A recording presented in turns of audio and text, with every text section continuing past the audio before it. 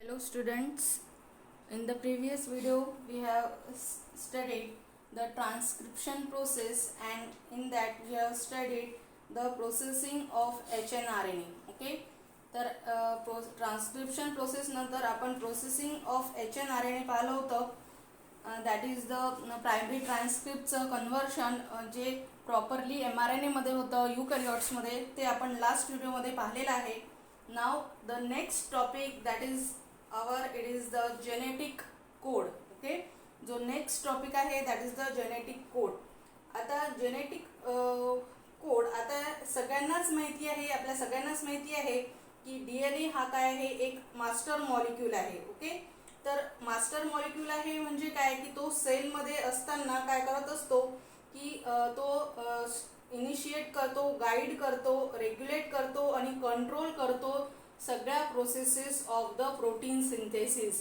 म्हणजे प्रोटीन सिंथेसिसची जी प्रोसेस आहे त्याला स्टार्ट करणं, त्याला गाईड करणं, त्याचं रेग्युलेशन करणं आणि त्याचं कंट्रोल करणं हे कोण करत असतं, DNA करत असतो, जो काय आहे सेलमधला काय आहे मास्टर मॉलिक्यूल आहे. ओके, आता हे जे प्रोटीन सिंथेसिस ही जी प्रोसेस आहे ही कशी आहे, एक कॉम्प्लिकेटेड फंक्शन आहे आणि त्याच्यासाठी काय पाहिजे, एक व्यवस्थित अशी इन्फॉर्मेशन पाहिजे की त्या व्यवस्थित ठिकाणी तो एकच प्रकारचा प्रोटीन तिथे त्यावेळेस सिंथेसिस झाला पाहिजे. ओके, तर आपल्याला माहिती आहे की प्रत्येक लाईफ सायकलच्या प्रत्येक स्टेजवर वेगवेगळ्या प्रोटीन्सची ऑर्गॅनिझमला किंवा सेलला आवश्यकता असते. ओके, तर या प्रत्येक स्टेजवर प्रत्येक प्रोटीनचं सिंथेसिस व्यवस्थित होण्यासाठी काय पाहिजे आहे की एक छान अशी इन्फॉर्मेशन पाहिजे की ज्याच्यामुळे काय होईल की तो DNA काय करेल की त्यावेळेस त्या प्रोटीनचं सिंथेसिस होईल. ओके,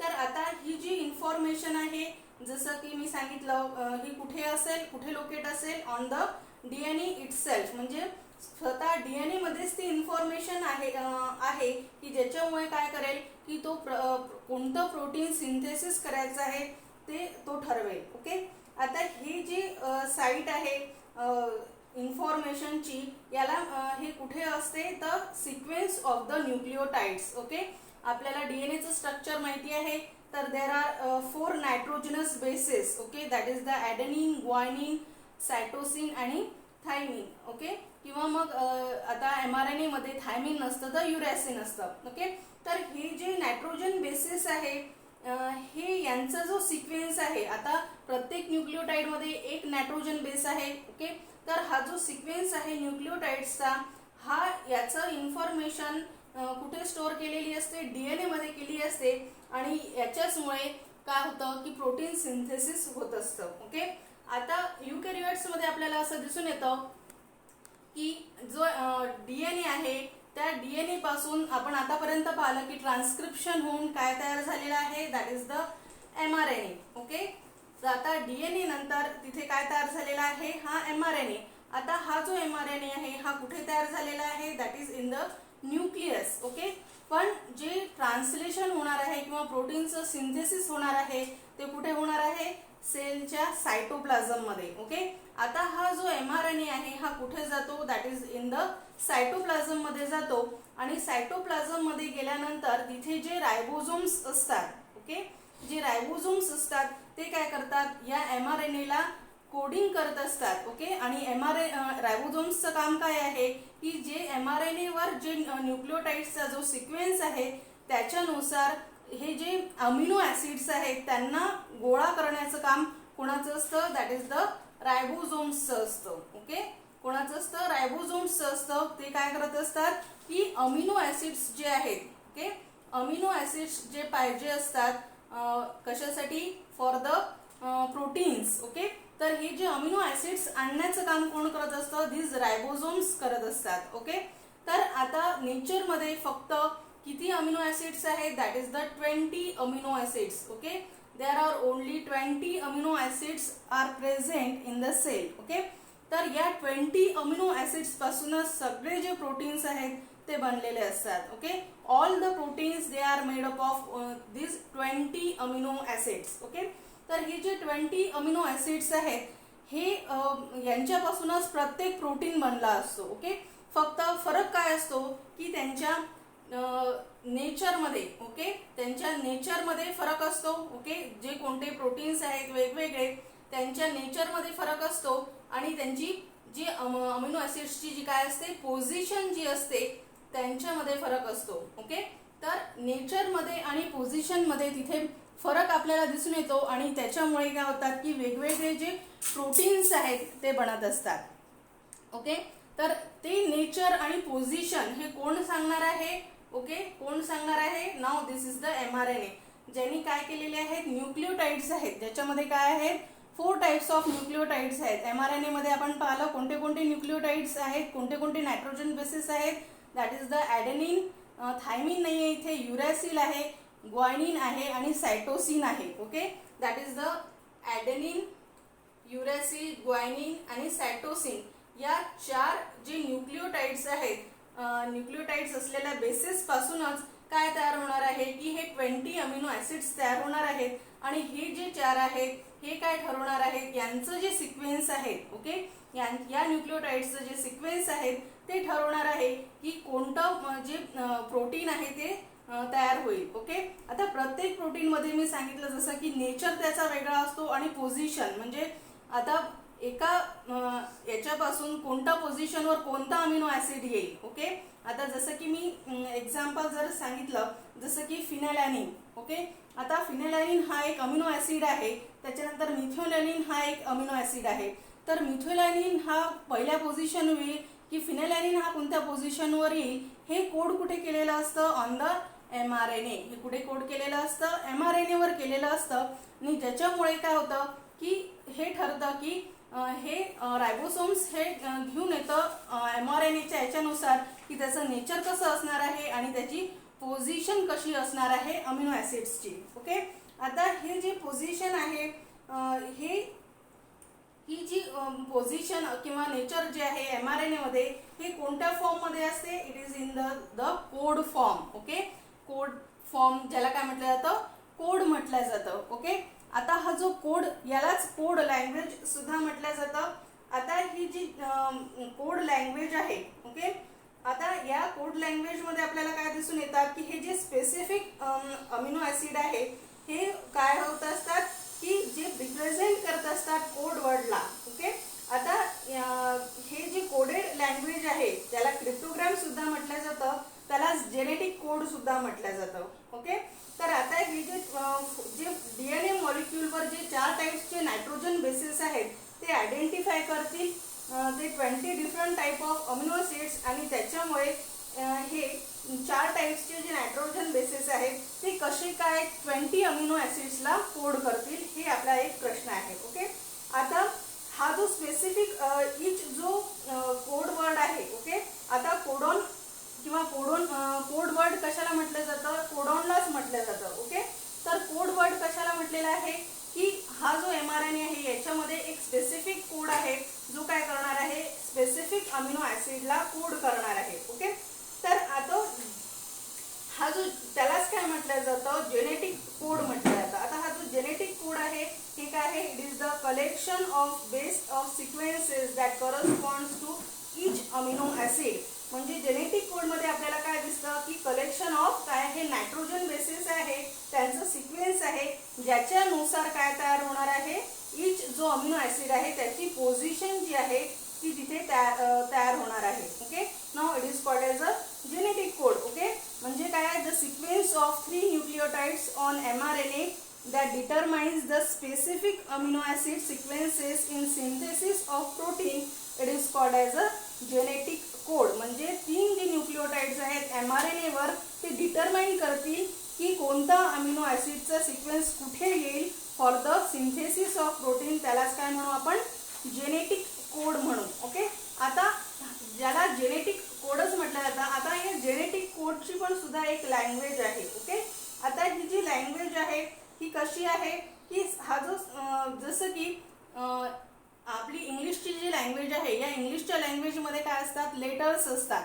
तर लेटर्स किती असतात 1 to Z पर्यंत 26 अल्फाबेट्स असतात. ओके, तसेच आता इथे काय येतील जेनेटिक कोडमध्ये अल्फाबेट्स किंवा लेटर्स कोणते येतील तर फक्त 4 प्रकारचे येतील. दॅट इज द ॲडेनिन, युरॅसिल, ग्वायनिन आणि सायटोसिन. ओके, जे इंग्लिश लँग्वेजमध्ये 26 आहे, तर इथे किती येणार आहे, फक्त 4 हे येणार आहे. ओके. त्याच्यानंतर इंग्लिश लँग्वेजमध्ये आपण म्हणतो की त्या अल्फाबेट्स पासून वर्ड्स तयार होतात. ओके. आता हे वर्ड्स जे असतात हे काय असतात, मिनिंगफुल्स असतात. म्हणजे कोणतंही वर्ड जर घेतलं तर त्याचा एक अर्थ निघत असतो, तर त्याला आपण वर्ड म्हणतो. पण आता इथे जेनेटिक कोड लँग्वेजमध्ये काय दिसेल आपल्याला, की हे ज्यावेळेस हे अल्फाबेट्स किंवा AUGC हे एकत्र येतील आणि त्याचं काहीतरी मिनिंग बनेल, त्याचा काहीतरी कोड बनेल. ओके. तर त्यालाच काय म्हणू आपण, कोडॉन म्हणू. Okay. It is called as a codon. आता सगळ्यात पहिले असं अजून केलं गेलं की जर हा जो कोडॉन आहे, आता लक्षात आलेला आहे कोडॉन कशाला म्हणत आहे आपण, की ज्या हे चारही नायट्रोजन बेसिस ज्यावेळेस एकत्र आल्यानंतर 1 असो, 2 असो, 3 असो किंवा 4 असो, हे सोबत आल्यानंतर एक मिनिंगफुल असा जो कोड बनतो त्यालाच काय म्हणतो आपण, कोडॉन म्हणतो. ओके.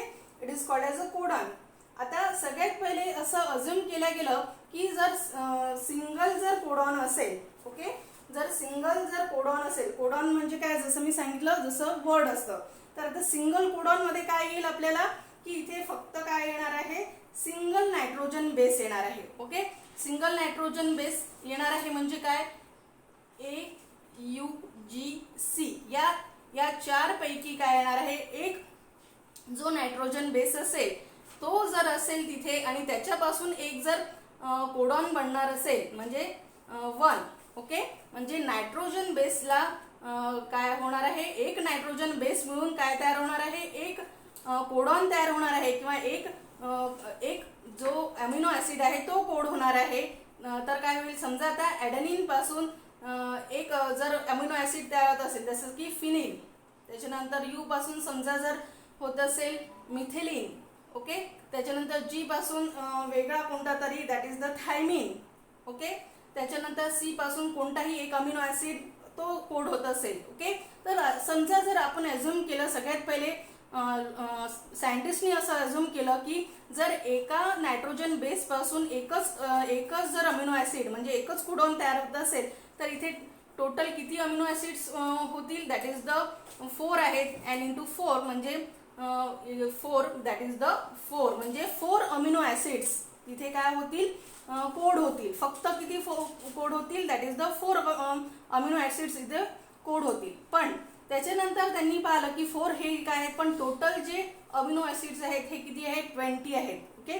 तर त्याच्यामुळे त्यांनी नंतर काय केलं की आता 4 आणि 20 मध्ये खूप तफावत आहे, तर मग 20 जे अमिनो ऍसिड्स आहेत त्यांना कोड करण्यासाठी त्यांनी काय घेतलं, 4:2. ओके. की दोन मिळून काय बनत आहे, एक कोडॉन बनत आहे किंवा एक कोडॉन बनत आहे म्हणजे काय की 2 मिळून एक अमिनो ऍसिड तयार होत आहे. जसं की AU पासून एक अमिनो ऍसिड, त्याच्यानंतर AC पासून एक, तर असं हे घेतलेला तर 4:2 इथे किती होतील, 16 अमिनो ऍसिड्स. म्हणजे 16 अमिनो ऍसिड्स साठीच फक्त कोड होईल, पण आपले किती आहेत, that is the 20 amino acids आहेत. ओके. हे पण काय करत आहे, कमी होत आहे. म्हणजे दोन्हीचा जरी डबलेट जरी कोडॉन असला तरी तो काय आहे, इनसफिशियंट आहे. म्हणून नंतर सायंटिस्टने सांगितलं की 4:3 असेल. ओके. आता 3 म्हणजे काय की 3 मिळून काय बनत आहे, एक कोडॉन बनत आहे. की 3 मिळून काय होत असेल की एक जो अमिनो ऍसिड आहे त्याच्यासाठी कोड होत असेल. तर 4:3 = 64. ओके. म्हणजे काय की जे आपल्याला काय पाहिजे, फक्त 20 अमिनो ऍसिड्स पाहिजे आहेत, पण 4:3 म्हणजे हे काय आहेत, पुष्कळ जास्त झाले. पण आता 16 आणि 64 मध्ये फरक एवढा आहे की 16 हे खूप कमी पडत आहेत, 4 अमिनो ऍसिड्स तसेच राहत आहेत. पण 64 हे जास्तही जरी असून पण काय होत आहे की हेच असं मानण्यात आलं की हा जो कोडॉन आहे हा काय आहे, ट्रिपलेट आहे. ट्रिपलेट आहे म्हणजे काय की 3 यांनी बनलेला आहे, म्हणजे 3 नायट्रोजन बेसनी बनलेला आहे. दॅट इज द AUG असेल, AUU असेल, UGC असेल, अशा 3 नायट्रोजन बेसनी काय तयार होणार आहे, हा जो कोडॉन आहे तो तयार होणार आहे. ओके. तर यालाच त्यांनी नाव काय दिलं, it is the triplet codon. याला काय म्हटलं गेलं, ट्रिपलेट कोडॉन. आणि हे युनिव्हर्सली ऍक्सेप्ट केलं गेलं की हा जो जेनेटिक कोड आहे हा काय आहे, ट्रिपलेट कोडॉन आहे. ओके. तर हा जो ट्रिपलेट कोडॉन आहे याचं जे आहे हे सगळ्यात पहिले एव्हिडन्स दिलं बाय क्रिकनी 1961 मध्ये. ओके, तर आता एवढं लक्षात आलंय की what is mean by the genetic codon. त्याच्यानंतर जेनेटिक कोडचं हिस्टॉरिकल ॲस्पेक्ट्स काय आहेत. ओके, हिस्टॉरिकली कशा कशा त्याच्यात डिस्कवरी होत गेली आणि कसं काय सांगण्यात आलं की हा जो कोडॉन आहे हा कसा आहे, ट्रिपलेट कोडॉन आहे. ओके, तर सगळ्यात पहिले यान विस्की आणि साराभाईनी 1964 मध्ये सांगितलं की डीएनए हा जो काय करतो, इन्फॉर्मेशन कॅरी करतो प्रोटीन सिंथेसिससाठी by the sequences of the nucleotides. म्हणजे न्यूक्लिओटाइड्सचे जे सिक्वेन्स आहेत हे कोण ठरवतं, तर डीएनए ठरवतो. आणि डीएनए मध्ये ती इन्फॉर्मेशन असते की कोणतं प्रोटीन कधी सिंथेसाइज होईल याची. ओके, त्याच्यानंतर एफ.एच.सी. क्रिकनी सांगितलं की जी इन्फॉर्मेशन असते प्रोटीन सिंथेसिसची ही स्टोअर असते from the coded language that is the cryptogram, जे आपण पाहिलं. ओके, ही जी कोडेड लँग्वेज असते दॅट इज द क्रिप्टोग्राम, त्यालाच काय म्हटलं तर जेनेटिक कोड म्हटलं जातं. आणि ही जी जेनेटिक कोड ही जी लँग्वेज आहे ही प्रोटीन सिंथेसिसमध्ये स्टोअर केल्या जाते in the form of the coded language. आणि हे त्यांनी कोणत्या याने सांगितलं, बाय युझिंग आणि ही त्यांनी काय दिला, एव्हिडन्स दिला ट्रिपलेट नेचर ऑफ जेनेटिक कोडचा by using frame shift mutation. Frame shift mutation याचा यूज करून त्यांनी असं सांगितलं की डीएनए मध्ये काय असते की एक कोडेड लँग्वेज असते की ज्याच्यामुळे काय होतं की प्रोटीन सिंथेसिस कसं होणार याचं एक कोडेड लँग्वेजमध्ये असतं आणि त्यालाच काय म्हटलं जातं, जेनेटिक कोड म्हटलं जातं. ओके, जी गॅमॉव्हनी काय सांगितलं त्याच्यानंतर की त्यांनी असं सांगितलं की 3 लेटर कोड इथे तयार होतो आहे की ज्याच्यामुळे काय करतो की 20 अमिनो ॲसिड्स तो काय करत आहे, कोड केला जातो, एनकोड करतो 20 डिफरंट अमिनो ॲसिडसाठी. हे कोणी सांगितलं, जी गॅमॉव्हनी. ओके, हे 1954 मध्ये सांगितलं. त्याच्यानंतर नेरिनबर्ग आणि मेथायनी. ओके, नेरिनबर्ग दॅट इज द नेरिनबर्ग आणि मेथायनी काय सांगितलं की पहिल्यांदा त्यांनी असं सांगितलं की कोणता कोडॉन त्यांनी यूज केला, that is the codon UUU.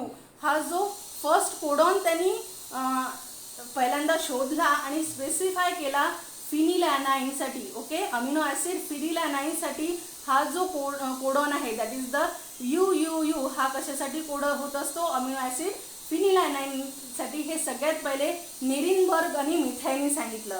त्याच्यानंतर नेरिनबर्गच्या ग्रुपनी काय केलं की जे बाकीचे जे 64 कोडॉन्स, आता मी सांगितलं की ट्रिपलेट कोडॉन पासून किती कोड्स तयार होतील, 64 होतील. ओके, तर 64 कोडॉन्स पैकी 54 जे सिक्वेन्सेस आहेत ते नेरिनबर्ग ग्रुपनी काय केले, डिटरमाइन केले. ओके, त्याच्यानंतर हरगोविंद खुराना जे इंडियाचे आहेत त्यांनी काय केलं, हरगोविंद खुरानाने काय केलं की ही जी टेक्निक आहे ती त्या टेक्निकनुसार काय केलं त्यांनी आर्टिफिशियल mRNA तयार केला ज्याच्यामध्ये रिपीटेड सिक्वेन्सेस आहे नॉन न्यूक्लिओटाइडचे, म्हणजे माहिती असलेल्या न्यूक्लिओटाइडचे रिपीटेड सिक्वेन्सेस असा आर्टिफिशियल mRNA तिथे तयार केला. आणि जे राहिलेले जे कोड्स आहेत, ओके 54 झाले होते, आता राहिलेले जे कोड्स आहेत ते त्यांनी काय केले, आयडेंटिफाय केले. हे हरगोविंद खुरानाने केले आणि त्याच्यासाठी त्यांना 1968 मध्ये नोबेल प्राइज सुद्धा मिळालं निरिनबर्ग सोबत आणि हरगोविंद खुरानाला 1968 मध्ये नोबेल प्राइज सुद्धा मिळालेला आहे. ओके, या डिस्कवरीसाठी. त्याच्यानंतर सर्वो ओकायने काय सांगितलं की हा एन्झाईम पॉलिन्यूक्लियोटाइड फॉस्फोरेलेज पॉलिमरेज करतो RNA, म्हणजे डिफाईन्ड सिक्वेन्स करतो टेम्पलेट इंडिपेंडंट मॅनरने, असं सर्वो यांनी सांगितलं. आता हे जे रेप्लिकेशन आणि ट्रान्सक्रिप्शन होतात हे बेस्ड असतात on the complementary principle. Okay, जे आपण रेप्लिकेशन स्टडी केलं आणि ट्रान्सक्रिप्शन स्टडी केलं तर याच्यामध्ये काय दिसतं आपल्याला की कॉम्प्लिमेंटरी असतं. म्हणजे ट्रान्सक्रिप्शन मध्ये पण सुद्धा पाहिलं की जर A असेल तर त्याच्या कॉम्प्लिमेंटरी काही थायमिन येईल किंवा युरेसिल येईल. ओके, तर असं आपल्याला तिथे दिसतं.